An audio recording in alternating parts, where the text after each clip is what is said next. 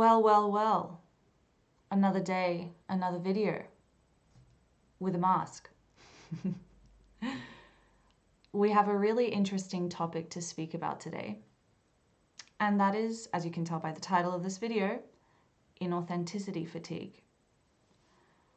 Really, the juice of what we're going to explore in this video is for sure touching on the difference between authenticity and inauthenticity, but also really the cost of inauthenticity. I'm sure you've heard the terminology compassion fatigue, right?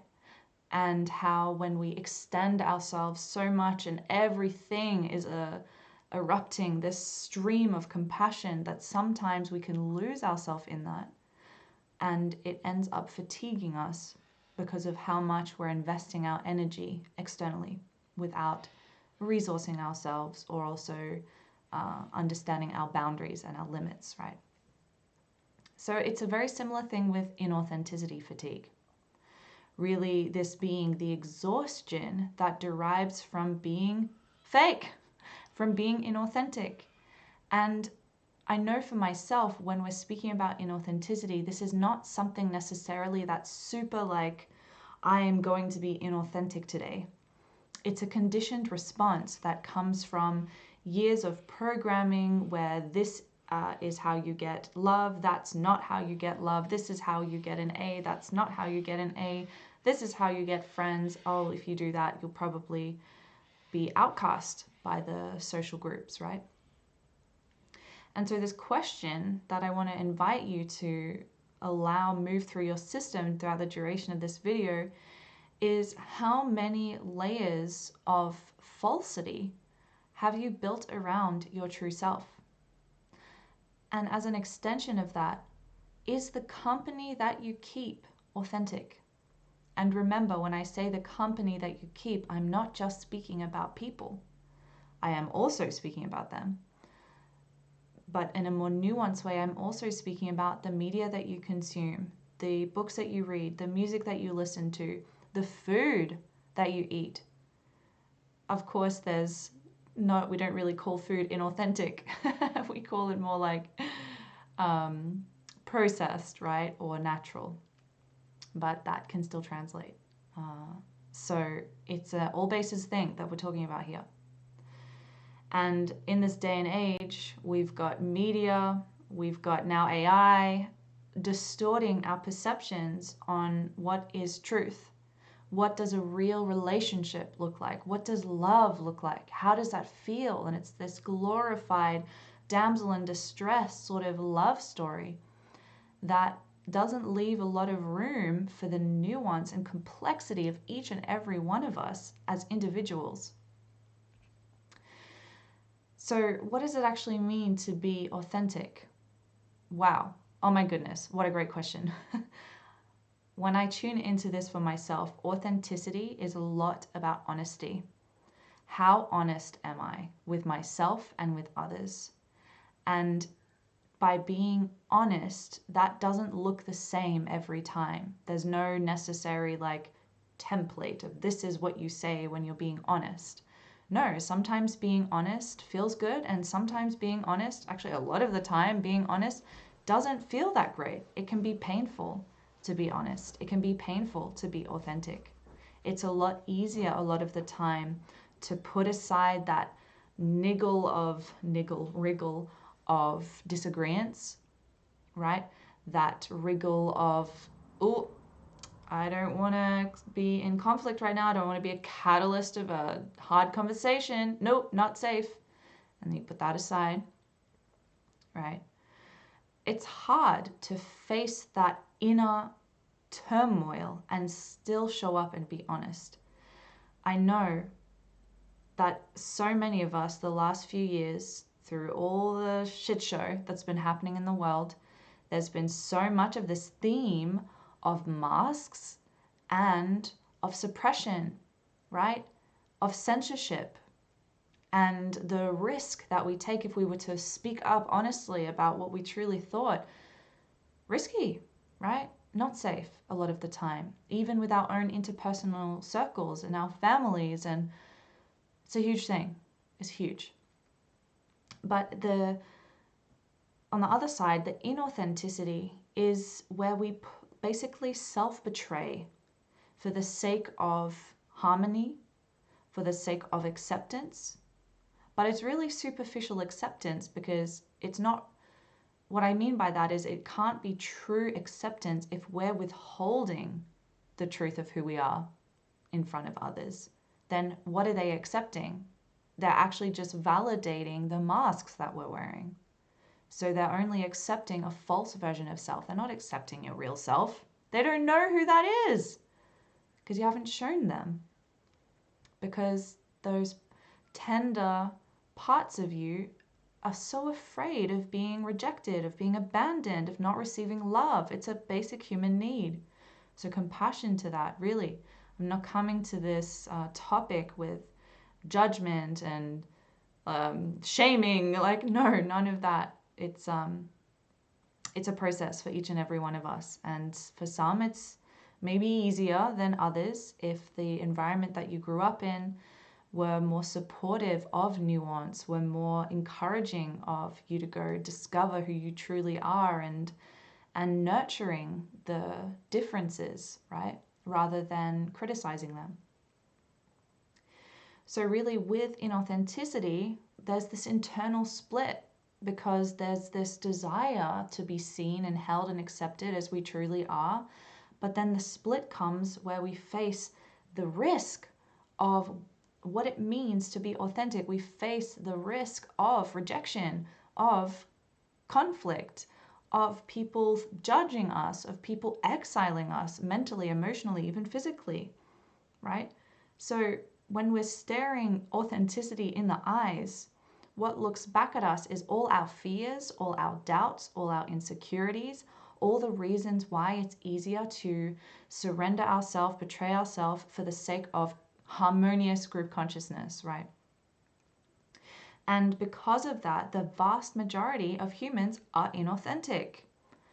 We don't like to think of ourselves as inauthentic, but I even know for myself, like I've done a decent amount of work at this point, but even still, I'm discovering and facing the masks that I put up in order to stay safe, or in order to avoid some conflict, or whatever the story is.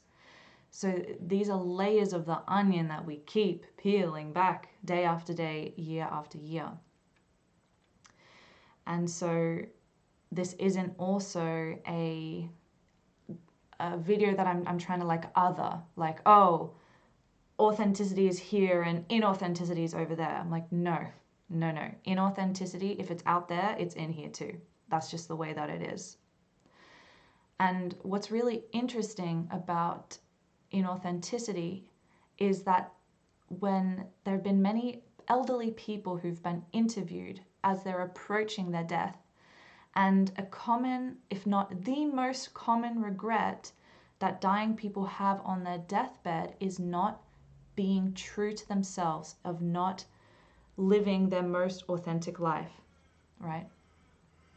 And that's a regret, because they feel that they come to their deathbed and they're like, I didn't even explore who this being was and is. I just played the role that society gave me. I put on my mask and I put on 10 more, and that's that. Life done. The inauthenticity primarily originates from our family of origin, and more specifically again as well, societal expectations and pressures that are often sub-communicated to us.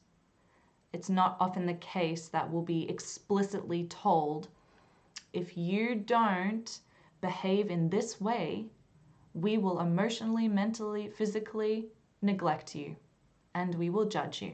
No, that's not often said. It's sub-communicated. It's something that we pick up with our energetic tentacles in the air, right? We're feeling it. And that's uncomfortable. You know, how does authenticity feel in your system? Does it feel contracted? Does it feel fearful? Does it feel heavy? What color is it? Is it gray? Does it feel like black? What shape is it? Is it spiky? Is it round, right? It's different for everyone.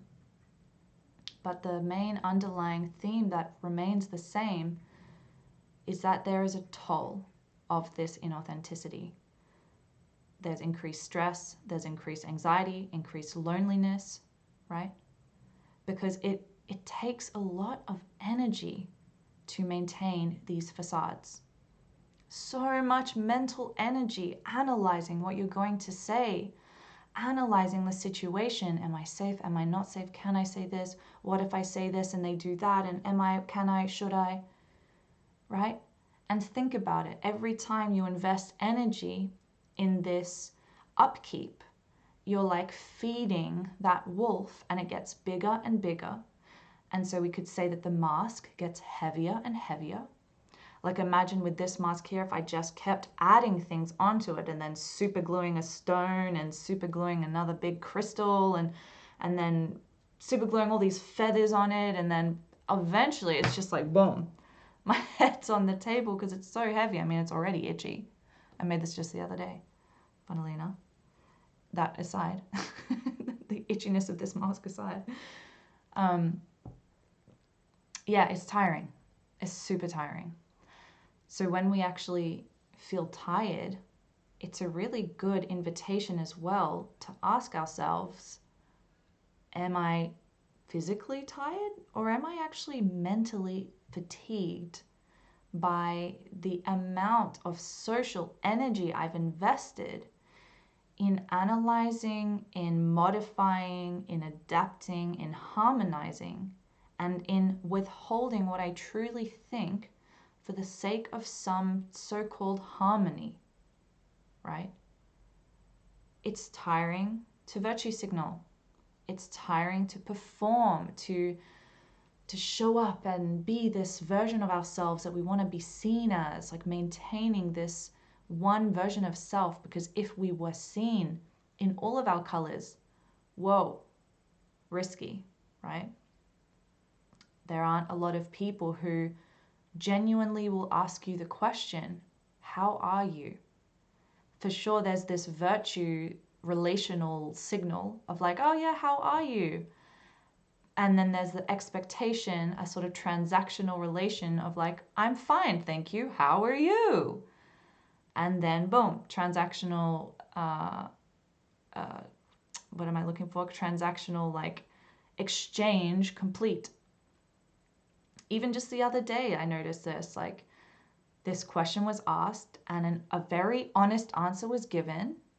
And it was like, whoa, that wasn't expected. And I noticed this person sort of just like shutting down somehow because actually they weren't being authentic right then because they weren't even available to ask that question, let alone receive an honest answer. And so a lot of the time, the way we're engaging is mask with mask, mask with mask. What would happen if we all actually peeled back these layers of pretense and falsity? And it was me engaging with you and you engaging with me, not my masks with your masks. How could we ever truly know someone if it is just a mask chit-chatting with another mask? So really, it's draining to be someone that you're not. It's draining to feel, and even it's draining to feed this story that you're not allowed to be yourself, or you're not safe to be yourself. My heart goes out to you really if you're also, living through this, because I know for myself, like all throughout school, like I would straighten my hair. That in and of itself was a lot of time and energy, let alone the emotional mental backdrop of that action, which was self-rejection, self-denial, trying to fit in, right? Hair was too curly, it was too messy, all this mental energy of comparing myself with other people, all of this mental energy of modifying, modulating the way that I would show up in order to feel the most accepted or safe, right? So yeah, I'm with you on this journey. Like, it's been a huge theme in my life, and one that continues to reveal itself in different ways, and one that I'm able to perceive more in my external environment, or so-called external environment as well. You know, because the other side of that is that it's also really tiring to be around inauthentic people. It's tiring when you're asked a question and you give an answer that isn't even too deep or like, word vomiting, but it's just authentic response. And then that's met with a block. That's tiring, because then it's like, oh my God, all this energy of like then trying to figure out or discern, who can I even speak to? Who is going to actually just engage with me as me, not with their masks, because they're also trying to stay safe. Compassion to that, of course. In saying this, we acknowledge that they're also underneath all of those masks. They are also just people who are looking for love and acceptance. And there are just maladaptive ways that we've gone about doing that. When we look to the media and how it's shaped our perceptions of even what authenticity is, or what relationships are, or what they're supposed to be, or what a family is supposed to look like. There's this constant portrayal of like something perfect, of something harmonious, or the other side of the pendulum, really painful and destructive. When in actuality, it's so multifaceted, and there are so many colors on the palette. It's not just 2 or 3. And then in movies, we constantly see this like damsel in distress, which is really just saying that, or subcommunicating to us from a young age that, oh, we don't actually have to self-actualize. We can await for some external savior figure to tell us what to do, to save us, which actually just puts us in the drama triangle. We're the victim looking for the rescuer, and then out there somewhere's the perpetrator.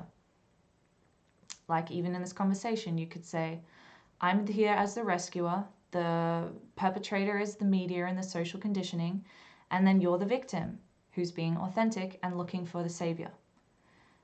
Sure, we could overlay it like that if you want to look at it through that lens, or you can look at it through the lens of, you are a creator, you're looking to co-create, and you're looking to create your life in a better way.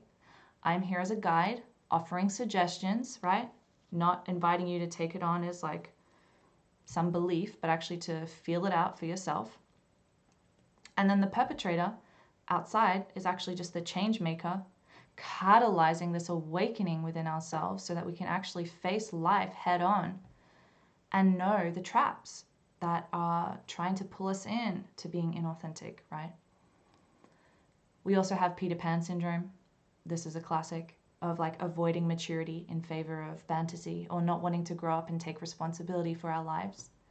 And even just that, this subcommunicated thing, we end up playing out because a lot of the time the inauthenticity comes in when we aren't wanting to take responsibility for our lives, when we aren't wanting to take responsibility for those idiosyncrasies or these vulnerabilities that we have, knowing that, for example, for myself, I have this tendency of really like analyzing something without, which takes me out of my body and my heart. And so I have to take responsibility for that, which involves me knowing what that response is, that tendency is, and then unraveling that from the root. And that takes effort and time. And so it's easier to be inauthentic because you're not actually investing that time and that effort to pull the thing out from the roots. But it's also, that's an illusion, because the inauthenticity is really the thing that drains. That's the most tiring thing. It's it's a tricky thing, because the inauthenticity, as I've said, it's inside and it's outside. And I'm really trying to stress the point, not to point the finger that all this inauthenticity outside of you is making it hard for you to be authentic. It's like, that is a thing for sure, but as above, so below, as within, so without. if you're able to point out the inauthenticity out there, may that be the pointing of the bone. You're pointing that way, but you got 3 fingers pointing back at you. So, threefold self-reflect. Where am I inauthentic in my life? Where am I not being honest? Right? Where am I hiding instead of shining? Things like that. And of course, we're humans and we have mirror neurons. And so if we're around different beings and they are in a stressed nervous system response, they're just saying the script, they're going on with their day, subconsciously, biologically, we're going to mirror neuron with that. We're going to replicate that in some way because that's also what we do. And so on some super, not primal, but very biological level, like a lot of this stuff is happening without us even consciously being aware of. And so that's also the trick of the game. It's bringing the unconscious into conscious light. So yes, that's effort, okay? But really, I want to stress that the cost of inauthenticity is more than the effort to get out of the inertia and to put yourself in a position where you are deciding that you will be authentic. Because inauthenticity can also manifest in, as I've said before, stress, anxiety, and of course, health problems. In Gabor Mate's book, oh my God, what was it called? I don't remember the name right now. The Myth of Normal, I remembered it. Really, really wonderful book, super intense.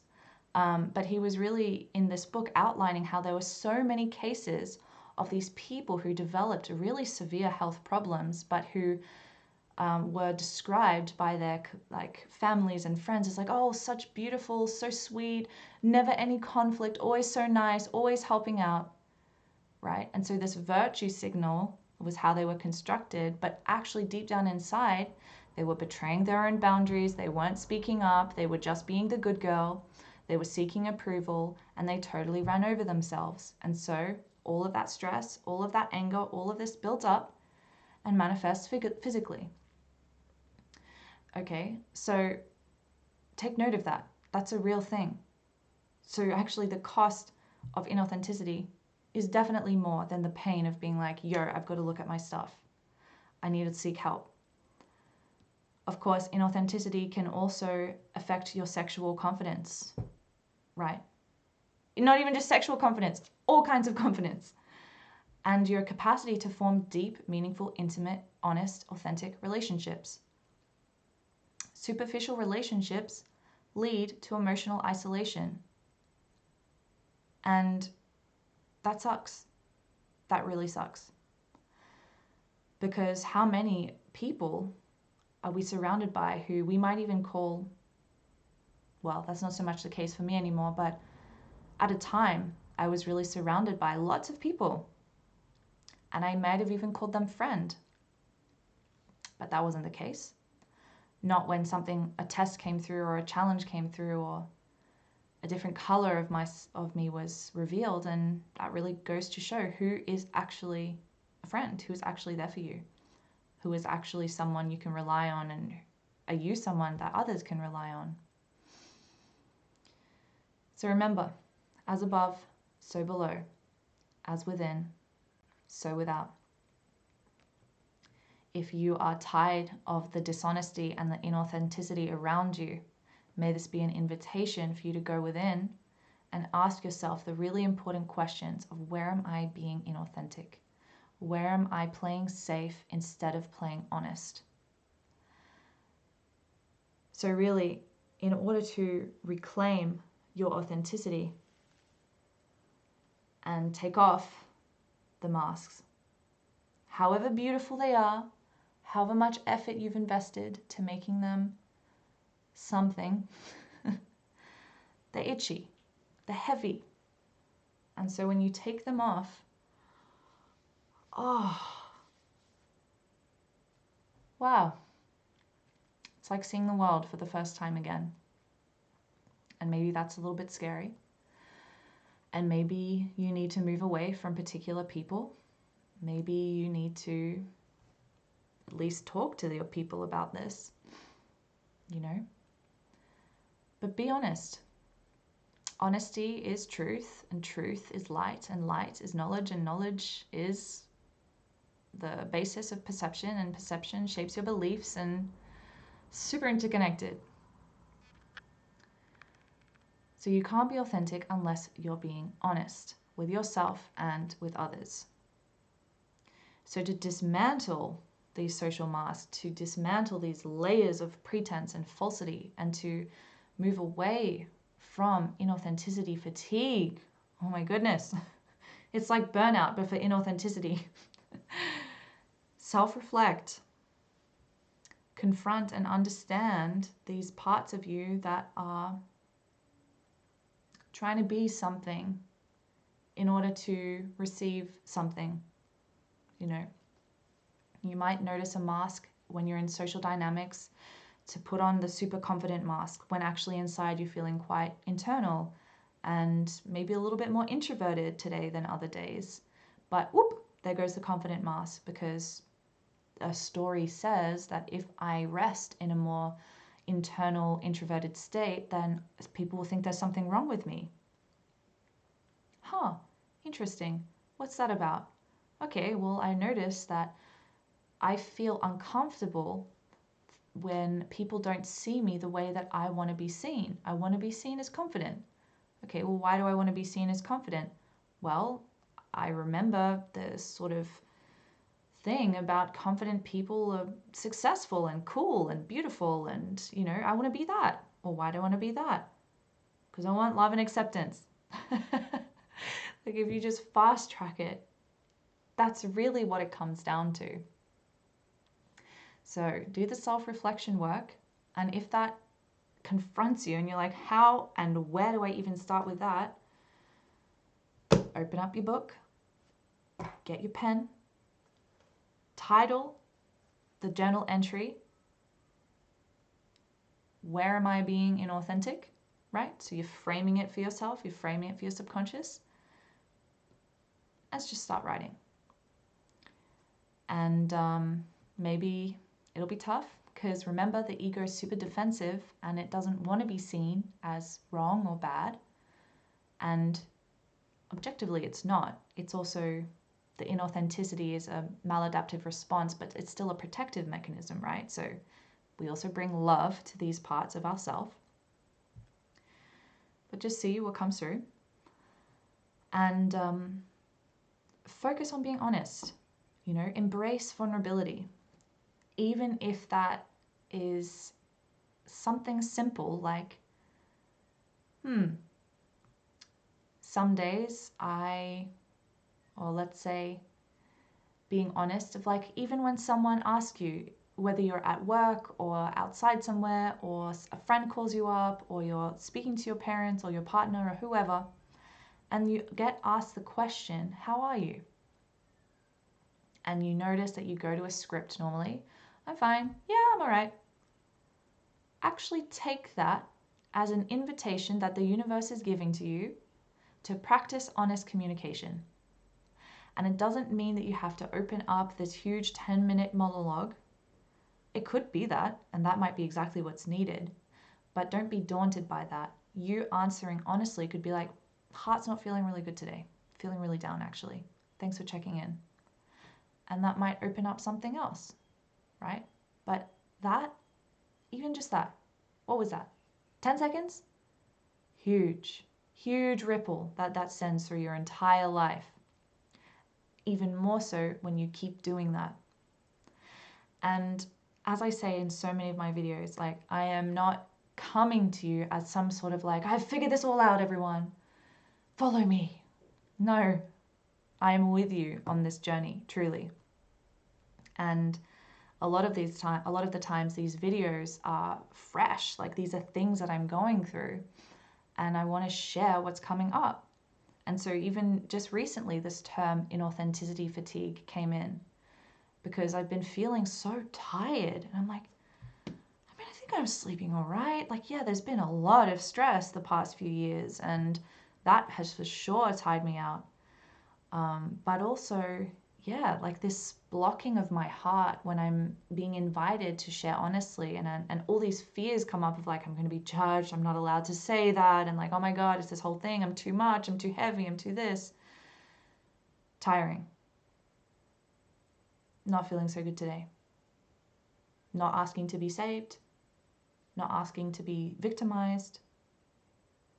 Just acknowledging reality as it is. And it's also not on you to control how that is received, because that's also an investment of mental energy. And that's also feeding inauthenticity, which is also kind of a form of manipulation. Like you're trying to manipulate the situation and control how other people perceive you. No, stop that. It's such a waste of your energy, your precious, beautiful energy. Another way to really help with reclaiming inauthenticity is engaging in creative expression as a means of really reclaiming your identity. And that could be through poetry, that could be through singing, that could be through floristry, that could be through working in the garden, that could be through wearing an outfit that you haven't worn in a while, or speaking more poetically, or painting, or drawing, or whatever, right? But creative expression. However those words land for you today. And something else which is really useful is opening up this conversation with people who you're connected to, and share this from your heart and invite that space of, yeah, inauthenticity fatigue. Let's talk about it. I've been really feeling drained about the ways that I'm being inauthentic, and I feel I'm being inauthentic in these ways. And have you guys noticed that? Or how do you go about this? Do you feel like you're wearing masks too? And this could really assist you in breaking free from toxic situationships, or even seeing how that is received by the people you're connected to, and if that's received well or not, which could inform you of the quality of the company that you're keeping, right? And something else, like there was this point that I'd heard a while back of how you kind of become the 5 closest people in your life, meaning that the 5 closest people that you're connected to have the greatest influence upon you.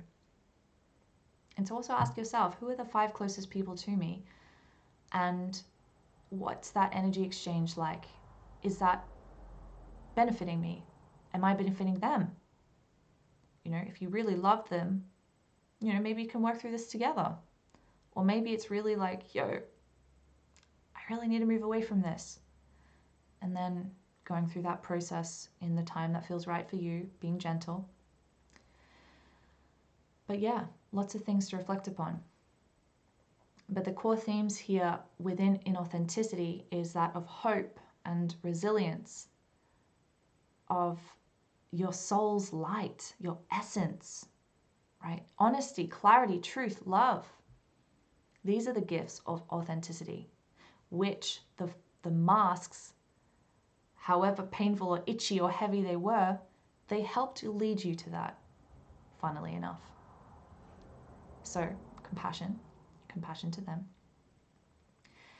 And another interesting note, which is really cool about authenticity, because it is so akin to truth, is that the truth sets you free, right? Authenticity is a natural form of protection, an antidote against the evil in the world.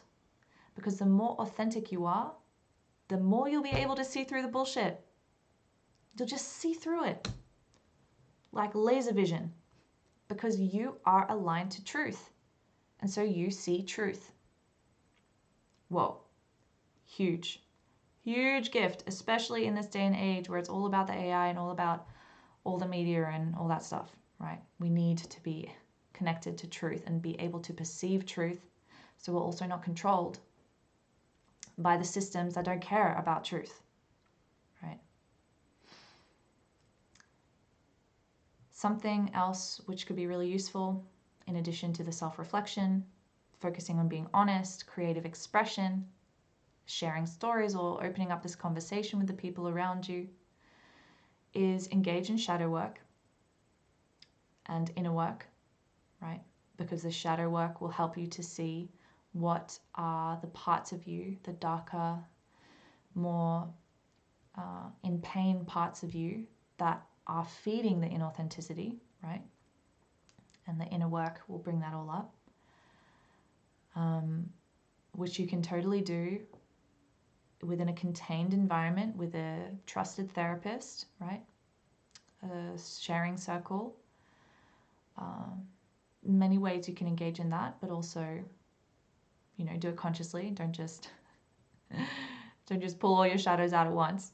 Don't want to overwhelm yourself. Family constellations can really help with that. Mentoring can really help with that. So hit me up. I can totally help you with this. And a question that you can really ask yourself is,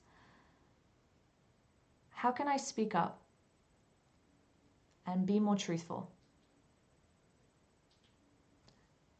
Feel that. How can I speak up more and be more truthful? You feel that place that question lands in your body? That's the place that you want to just go a little bit deeper into. That's the part of you that's like, yes, let's do it. Burns and flames.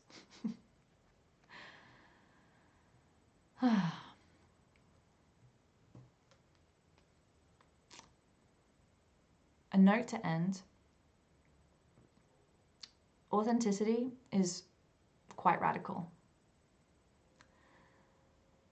And realness isn't necessarily easy, right? There's a little bit of pain that you should expect on the quest of authenticity, because sometimes speaking up might cost you relationships, but really those people shouldn't have been in your life anyway.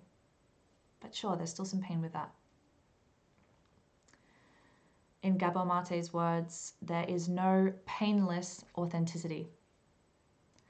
So allow that to be a permission slip for you to not shame yourself if it feels uncomfortable being authentic. That's entirely normal and expected. So may you peel back the layers of your false self and let the light of your heart and your soul and the truth of who you are shine through and burn it all away, knowing that the brighter your light, the more work that you do, the layers that you peel back, it makes it so much easier for those around you to peel those layers back too. Priceless, priceless gift. The world is waiting for the real you. You are waiting for the real you.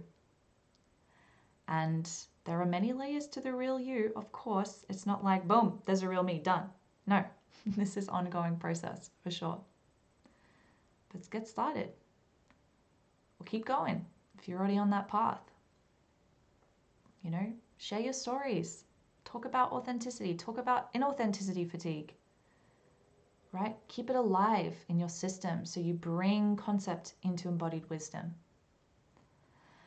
And remember, be gentle with yourself, but also be direct with yourself. Okay, I'll leave it there.